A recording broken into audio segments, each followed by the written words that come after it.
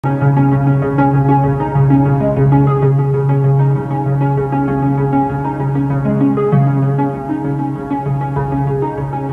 Batanes group of islands is the buckle in the typhoon belt between Taiwan and Luzon.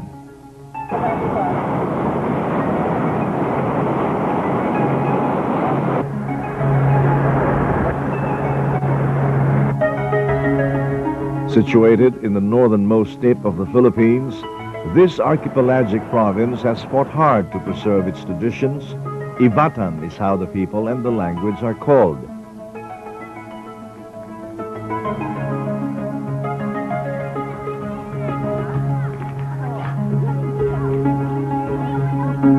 Here, the weather dominates every aspect of life. The province's history tells of the never-ending struggle against the elements and how each generation faces up to the challenge. There are various approaches which people do. In some places where these types of events really happen on a regular basis, people are really that prepared. For example, I could cite the Ivatans of Batanes. Batanes is one of the provinces where typhoons pass every now and then, all year round. So the Ivatans have managed to cope with the situation. They have built houses made of adobe, stones. They are built low with thick thatches. They have managed to survive and populate the area. Even though there have been several typhoons. Even their situation of planting, their situation of agriculture is designed in such a way that some portions of the fields which are exposed to the winds are planted to more sturdier types of plants, while the other parts of the mountain, for example, where the wind isn't very strong, are planted to rice and other crops. So in these types of areas, people are very much prepared because these types of disaster happen on a more or less regular basis.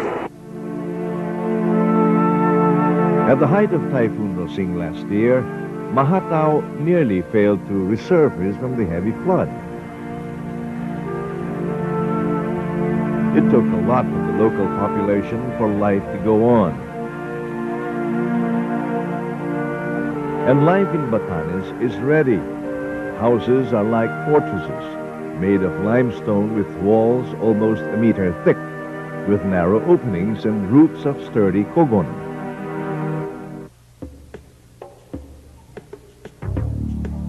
The kitchen is a separate structure built around a great stove. Provisions are kept there, and this is where the whole family stays during typhoons. You notice makakapal, it's very thick. Now, you need boulders and corals to build the walls.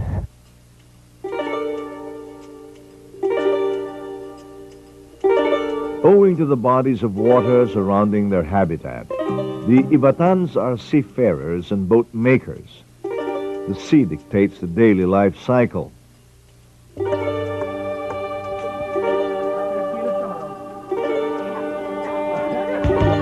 Time passes by drying cloves of garlic, the province's main agricultural product. The only entertainment is watching video in what they call mini theaters operated with VHS machines.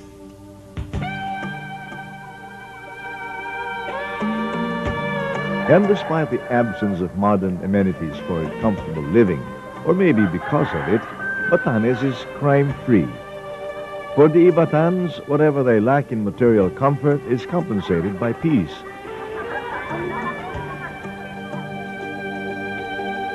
It's very safe. The people are nice, they're courteous, they're accommodating, they're very helpful. Simple ang kabuhayan dito, no? Walang mapaghangad.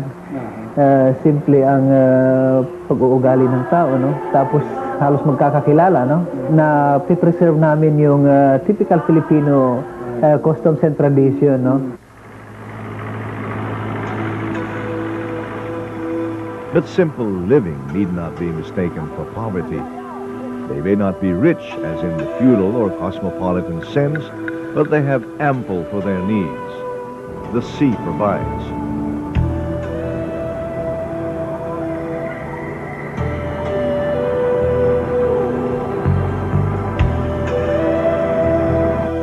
An ordinary meal of crab meats and squids, or lobsters and a lot of seaweeds. It is a paradise for seafood lovers. But in Itbayat at the tip of Batanes, a favorite among the locals is the ahas dagat. This is not the same as the marine eel, the igat. The Itbayat variety comes from the family of real reptilian snakes, but without the venom.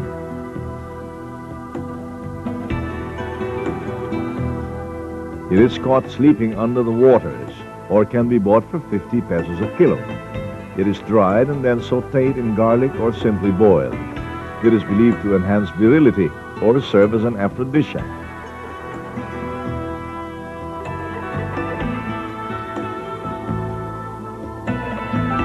But if there's anything the Ivatans are known for, it is the bakul, a headdress that resembles more a Tina Turner wig than a rain gear that it really is.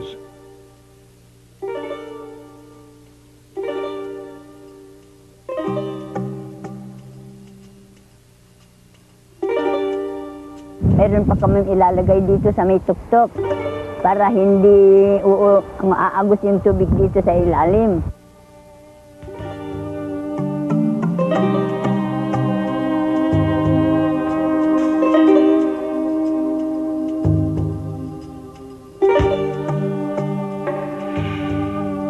Bakul is made from the leaves of buyaboy, a plant endemic to Batanes.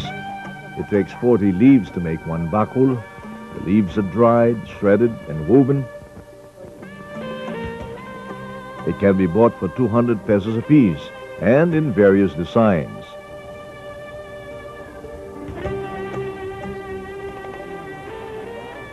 The bakul, the paloa, the houses, the Ivatans.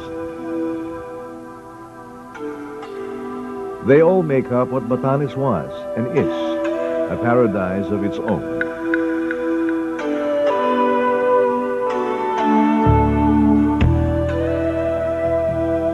It may be unfair to wish that modernization leave Batanes alone, but the battle with nature to keep life, property, and culture intact is more than enough to be further aggravated with a conflict of culture against modernization.